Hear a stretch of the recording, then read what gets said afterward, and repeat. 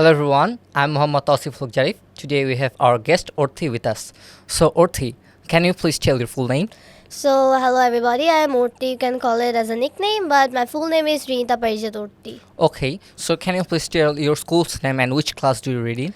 I'm currently in Morning Glory School and College. It is situated in Shower Cantonment and I read in class 7. What about you? Okay, I'm Jarif and I read in class 10 and I'm a student of South Point School and College. And may I know about your school, that is it big or small?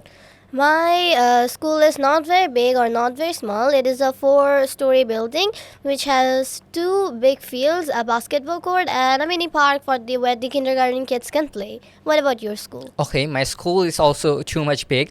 Our school's main campus building is about 13-story, and also our school has more 2 buildings. One is for English medium, and it's almost 2-story building. It's also building too much height it will get, and also another building, that one is made for the kindergarten student. That's a 5th-story building. Also, our school has a big field, a semi basketball court, and a nice small garden. Also, our school has a mini park for the kindergarten students. That's great. Your school is really huge. My school also has another separate building for Bangla version, and it's near our English main building or English version building.